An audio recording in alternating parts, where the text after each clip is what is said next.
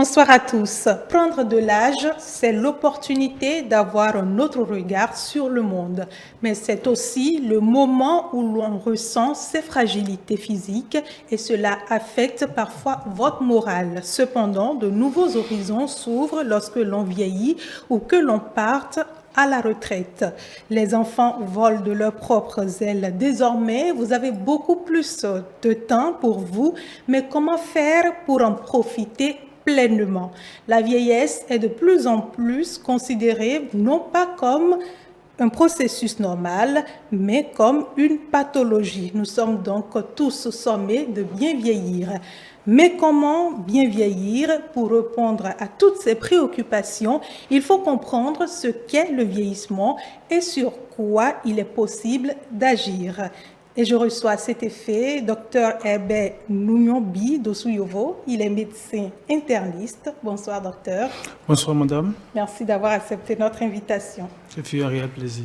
Bienvenue à vous, chers téléspectateurs. Je le disais dans mon introduction, nous allons commencer par comprendre le processus du vieillissement. Mais avant, un médecin interniste, c'est qui? Merci, madame. Ça, c'est une question très pertinente. Je dirais que le médecin interniste, c'est le pédiatre des personnes adultes, en quelque sorte. Le médecin interniste, c'est un spécialiste qui est au carrefour de toutes les pathologies, que ce soit cardiovasculaires, diabétologues, neurologiques. Il est au carrefour de toutes ces pathologies et en plus de cela, il est le spécialiste des maladies rares, des maladies du système. Donc c'est ça, l'ensemble de tout cela qui fait un médecin interniste. D'accord, donc on comprend mieux votre rôle en tant que médecin interniste.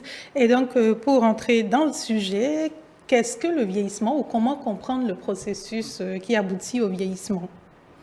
Le vieillissement est un processus continu qui évolue de façon irréversible chez tout individu et toute espèce. Le vieillissement ne se passe pas seulement au niveau des êtres humains, mais les animaux, les arbres, tout vieillit. Et donc c'est un processus naturel et irréversible que l'individu, à tout âge, doit y faire face. Donc ça commence à quel moment? Ça commence dès la naissance, le vieillissement.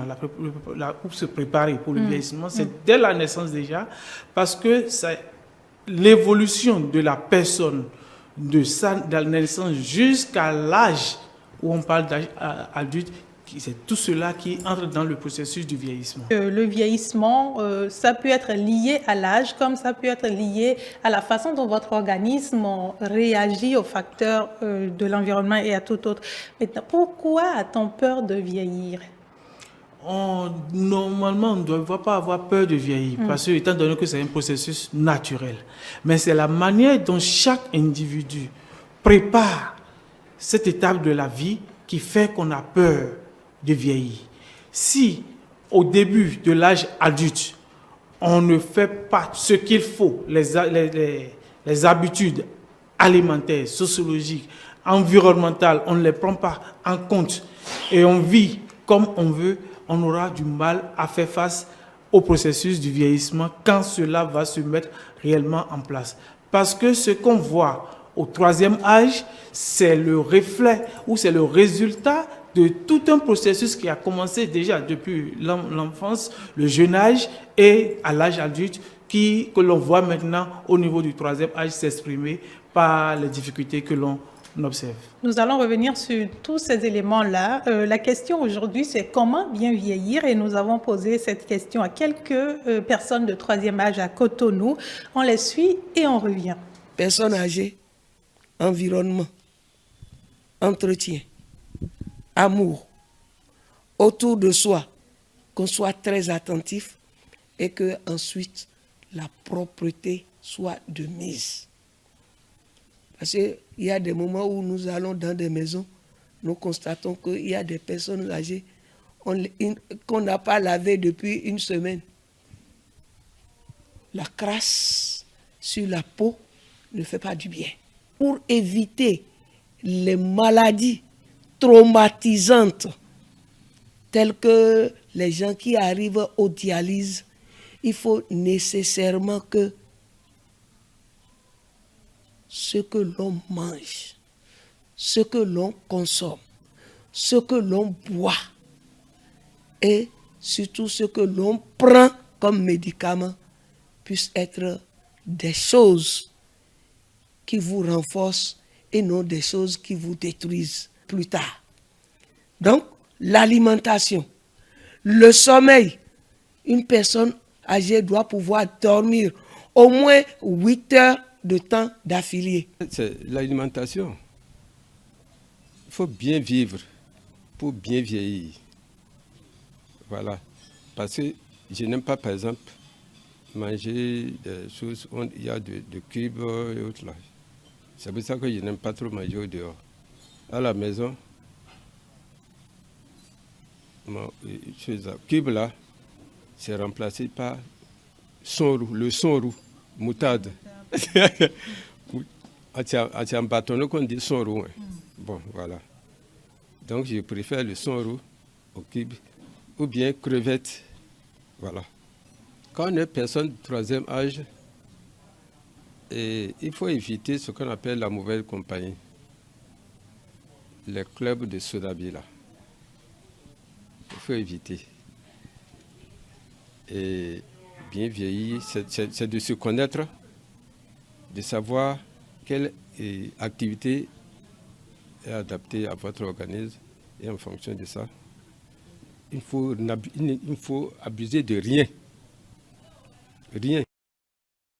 Voilà, docteur, nos personnes âgées se sont prononcées sur quelques éléments. Nos personnes âgées se sont prononcées sur quelques éléments. Vous allez forcément revenir dessus et nous dire d'autres qui n'ont pas été énumérés. Et déjà, votre réaction après avoir suivi l'élément? Je suis content. Je suis content que ces deux personnes qui ont pris la parole ont dit ce qu'il faut. Ils ont pris conscience que réellement, pour bien vieillir, il y a des conditions qu'il faut prendre en compte. Certes, ils ont beaucoup plus parlé de l'hygiène de vie, de l'alimentation, des pathologies qui peuvent survenir, mais ce n'est pas seulement cela, le bien vieillir ne se limite pas à ça seul. Quand doit-on commencer par préparer le vieillissement? On doit, au plus à l'âge adulte, on doit commencer par préparer le vieillissement. À l'âge adulte, c'est quel âge précisément pour que nos téléspectateurs ne se disent pas « je suis en retard » ou « il me reste encore du temps ». Déjà, à 20, 25, maximum 35 ans. C'est trop tôt, hein? Oui. Vous savez, je vais prendre l'exemple des cellules. Ça se renouvelle tout le temps. L'enfant qui naît aujourd'hui, il est plein d'énergie parce que tout ce qu'il consomme, il développe ça, il l'utilise pour sa croissance, son développement. Et cela évolue comme ça jusqu'à l'âge de 30-35 ans. Mais après, à cet âge, la sédentarité commence par s'installer. Donc, tout ce que l'individu consomme en ce moment n'est plus utilisé par l'organisme. L'organisme commence par accumuler cela en réserve. Et c'est la résultante de ça qu'on voit au niveau au troisième âge. Donc déjà à partir de 25 ans, 35 ans, on doit savoir que tout ce qu'on fait maintenant prépare à la façon dont on pourra vieillir, que ce soit sur le plan sanitaire, moral, psychologique et autres. Pour les personnes qui sont encore dans la tranche ou qui ont dépassé, nous allons parler bien évidemment de ce qu'il faut faire après. Maintenant, quels sont les facteurs qui influencent le vieillissement? Quand on prend, c'est vrai qu'on est en Afrique, on est au Bénin, quand on prend notre contexte, quels sont les facteurs qui... Il y a plusieurs facteurs qui influencent le vieillissement. D'abord, il y a l'environnement. L'environnement social de l'individu, ça influence. De la région, vous avez dit, quand on prend celui qui vit au Bénin, en Afrique subsaharienne, particulièrement au Bénin, nous vivons en famille, en communauté. Ce n'est pas comme en Europe où c'est l'individualisme qui est de mise. Vous voyez, il y a cela. Il y a le fait aussi que l'individu au Bénin, il n'est pas écarté de la société. Il est au cœur de la société et au cœur de la famille, ce qui fait que le Béninois, la manière de vieillir du Béninois ne sera pas la même que l'Européen, par exemple, ou l'Asiatique. Il en est de même pour les activités que l'individu mène au cours de son vieillissement. Si il ne fait plus d'activité sportive, il mène une vie complètement sédentaire. Le fonctionnaire, par exemple, qui, durant tout son cursus, où il n'a fait que travailler pour quelqu'un, au boulot, il n'a pas préparé l'après-boulot. Le lendemain de sa retraite, il se retrouve dans une oisivité, il ne sait plus quoi faire et en ce moment, il commence par développer une nouvelle sédentarité à laquelle il n'était pas préparé. Et cela va accélérer le processus de vieillissement à son niveau, par exemple. D'accord. Donc, vous avez parlé d'environnement. Est-ce qu'il n'y a pas des facteurs génétiques qui interviennent aussi dans le vieillissement? Oui, les facteurs génétiques interviennent dans le vieillissement. Et cela lié non seulement les facteurs génétiques, surtout à la race. Vous allez voir que les Asiatiques, ils ont une durée de vie plus prononcée que les Africains ou que les Européens. Ça dépend. Il y a des études qui ont montré qu'il y a des facteurs génétiques qui sont pris en compte et qui interviennent dans le processus, ce qui fait qu'il y a certaines personnes qui développent maintenant des sciences pour dire, en fonction de tel gène ou tel phénotype, vous avez plus de chances de vieillir que de mourir à l'âge jeune. Oui, vous parliez d'études.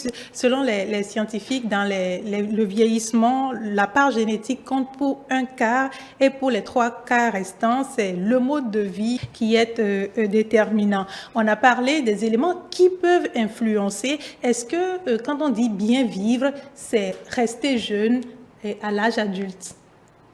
Le vieillissement, le mode de vieillissement, on définit 3 étapes. Il y a le vieux qui vieillit normalement, c'est-à-dire qui est en capacité, qui a la capacité de faire face au stress, ou même qu'il a la capacité au-dessus de la moyenne d'une situation de stress. C'est l'individu qui vit correctement sa vieillesse. Il y a le vieux fragile qui peut réagir en fonction du stress qui se présente à lui, peut être déstabilisé, et soit par les pathologies ou de façon psychologique. Et nous avons le vieux fragile qui est déjà pathologique et qui donc, face à une situation de stress, est déjà diminué parce qu'il n'arrive plus à faire face à perte de l'autonomie. Il y a déjà la perte de l'autonomie, il y a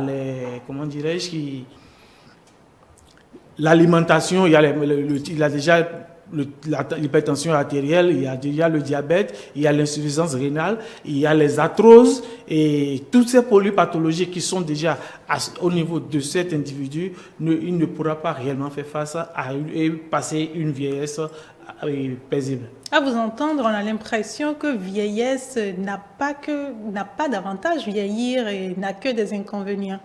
Au contraire, vieillir a beaucoup d'avantages, surtout dans notre contrée, où le vieux est le dépositaire de la sagesse.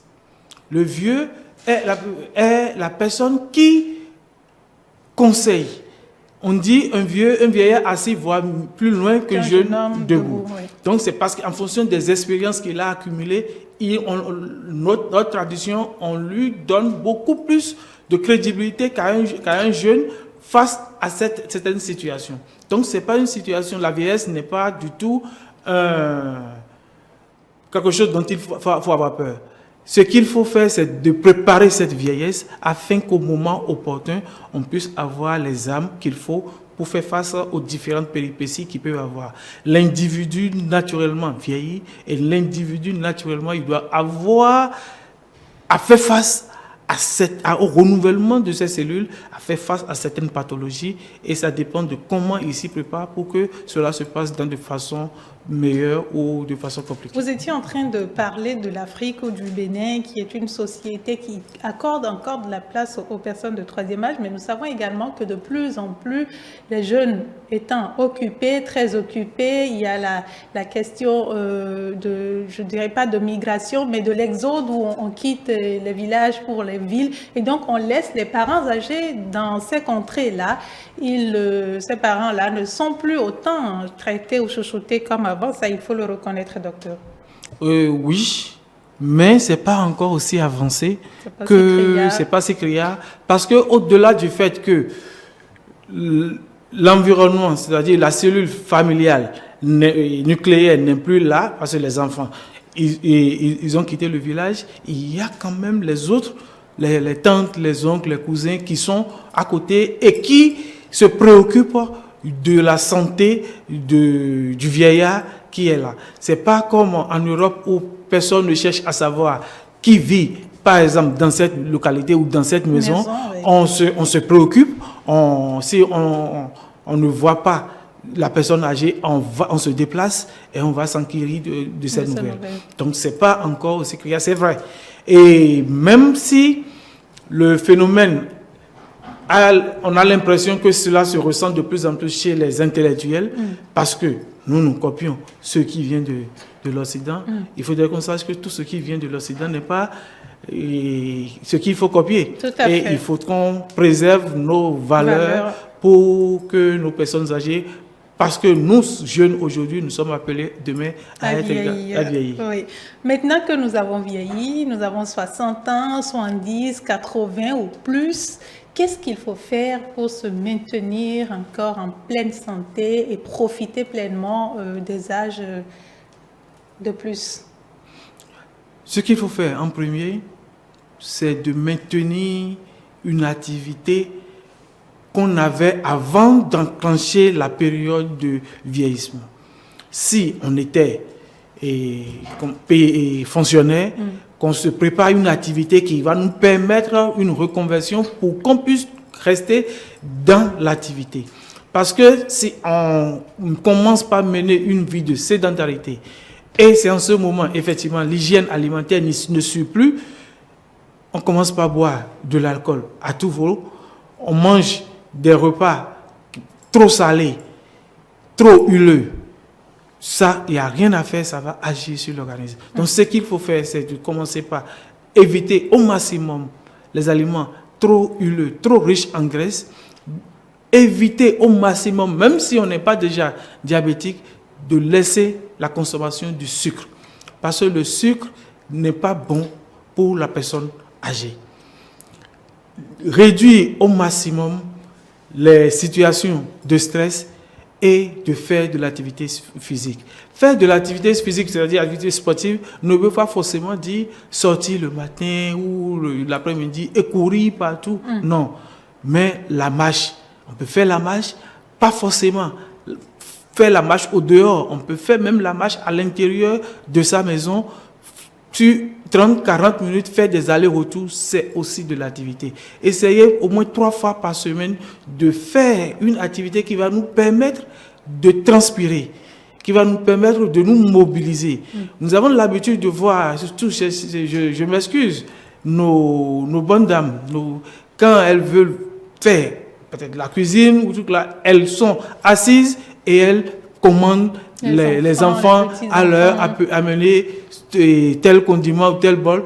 Il faut prendre l'habitude de se lever, d'aller chercher. C'est aussi de l'activité physique qu'on fait en ce moment. On n'a pas forcément besoin de se mettre en short et en jogging pour courir, mais le fait de se déplacer dans la maison, de ne plus chercher à commander, mais à se déplacer, ça aide énormément maintenant de vivre dans un environnement aéré. Et pour finir, il faut sortir, se balader et pour voir autre chose, parce que s'enfermer tout le temps dans la maison, ça ne nous permet pas d'aérer l'esprit, parce qu'un esprit sain dans un corps sain, c'est ça qui permet à ce que l'individu puisse mieux se sentir. Oui, on a l'impression que là, vous vous adressez aux personnes qui ont travaillé et qui sont allées à la retraite, qui ont de quoi profiter de leur retraite. Mais pour nos mères, pour nos pères qui sont agriculteurs, qui n'ont pas travaillé dans la fonction publique, qui à 80 ans continuent encore de nourrir des petits-enfants, comment est-ce qu'à cet âge, on s'assure de bien vieillir? Vous-même, vous avez dit... Nos grands-pères, nos grands-mères qui sont au village, ils vivent leur vie jusqu'à 80 ans. Parce qu'ils sont toujours dans l'activité, ils vont au champ, ils font des activités et ils ne sont pas sédentarisés, ils n'ont pas les mêmes habitudes de vie que nous qui sommes en milieu citadin. C'est-à-dire quoi? Il n'y a pas de réfrigérateur chez eux. Il n'y a pas de cubes ou tout ce qu'on a l'habitude de prendre en ville pour assaisonner nos repas. Ce qu'ils prennent, ils sont au naturel. Mais ils sont stressés tout le temps. Peut-être qu'à cet âge-là, c'est normalement l'enfant qui doit subvenir à leurs besoins et qu'il ou qu'elle continue encore d'aider les enfants. Vous savez, à 80 ans, est-ce qu'on est apte à travailler pour nourrir des petits-enfants dans ces conditions psychologiquement? Est-ce qu'on est apte à bien vieillir? Est-ce qu'il n'y a pas déjà des conditions qui nous disqualifient des autres qui ont de meilleures conditions de vie? Bon, ça, c'est le développement qui a fait que nos jeunes ou les jeunes actuels ont du mal à se prendre en charge. Et je dirais, ce n'est pas de leur faute, c'est la formation qu'on donne actuellement aux jeunes, qu'on ne leur apprend pas l'auto-emploi et on leur apprend à servir l'autre. C'est ce qui fait que les jeunes, à la fin de leur formation, ils se retrouvent sans emploi parce qu'ils cherchent toujours, on leur a inculqué la version qu'il faut travailler pour quelqu'un d'autre au lieu de travailler pour eux-mêmes. Et c'est dommage, c'est vrai. Mais ce stress est gérable au niveau des personnes âgées qui sont en dehors des villes, qui vont font faire les travaux champêtres, qui ont leur activité quotidienne et ce stress est gérable par rapport à ceux qui sont en ville. Et en plus de ce stress de voir leurs enfants, leurs petits-enfants toujours sur le toit, d'être obligés aussi de prendre en compte les pathologies liées à leur vie citadine. D'accord. Nous allons à présent sur la capsule du sage et revenir dans un instant.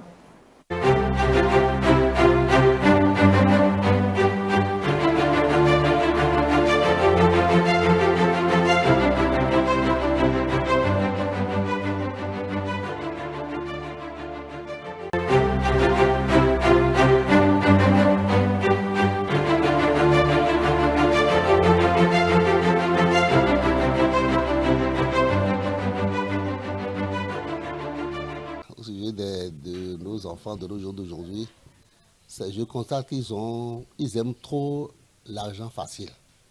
Ils aiment trop le gain facile. Et c'est en voulant trop le gain facile qu'on tombe dans toutes les conneries possibles. Vous voyez? Qu'ils sachent qu'il n'y a pas de gratuité dans la vie. La vie il n'y a pas de gain gratuit. Lorsque vous avez des gains gratuits, méfiez-vous.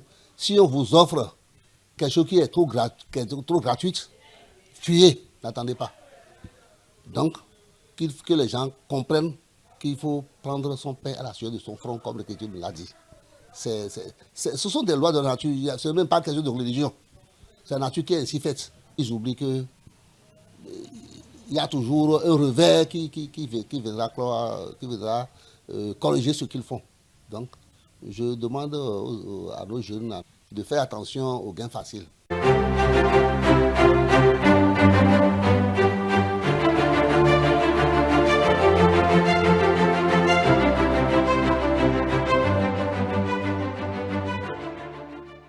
Voilà, docteur, nous sommes interpellés, sinon les jeunes sont interpellés sur la recherche du gain facile et l'importance de travailler pour pouvoir s'en sortir dans la vie. La personne que nous venons d'écouter a tout dit. Et il faut remarquer que cette facilité que nous remarquons actuellement au sein de la jeunesse a commencé depuis une génération, depuis 15-20 ans, où quand on voit le jeune, on lui dit qu'est-ce que tu veux devenir, je veux être politicien, je veux être douanier. On ne dit plus je veux être médecin, je veux être instituteur. Pas pour stigmatiser, hein? D'accord, allez-y. Non, c'est pas pour stigmatiser, mais on s'est dit, à un moment donné, il y a quelque chose qui s'est passé au sein de la population où le jeune, le modèle du jeune n'est plus celui qui prend son sac tous les jours pour aller travailler à la sueur de son front pour gagner de l'argent, mais c'est celui qui mène une vie facile. Quand il voit à côté de lui son ami qui, lui, le matin jusqu'au soir, il ne va nulle part. Mais le soir et le week-end, c'est toujours lui qui fait la fête. Il se dit, peut-être c'est comme ça, c'est là où il y a la bonne méthode. Mais en réalité, c'est pas ça. Il faut écouter, il faut travailler. Et je pense que maintenant, la jeunesse, quand même, commence par prendre conscience. Et c'est qu'il faut s'auto-employer parce que l'État ne peut plus continuer de nous employer. Il faudrait qu'on se prenne en charge pour pouvoir vivre mieux. D'accord. Nous allons revenir sur la question des personnes de troisième âge. Pour vous, quelle est la responsabilité de l'entourage dans notre quête quotidienne d'un vieillissement serein? L'entourage joue un rôle très important. Dans la mesure où, même si nous-mêmes, nous ne savons pas ce que nous sommes en train de poser comme acte, parfois on n'a pas conscience, mais quand l'entourage est là, il te dit, ah, il y a si ce que tu prends, ah, votre repas est vraiment trop salé, votre repas est vraiment trop huileux, vous prenez trop de sucre, ça nous amène à diminuer. Quand l'entourage, on vous amène de temps en temps à sortir pour aller voir les enfants ou pour aller voir tel spectacle, ça nous permet de nous distraire et de mieux vivre notre vieillesse.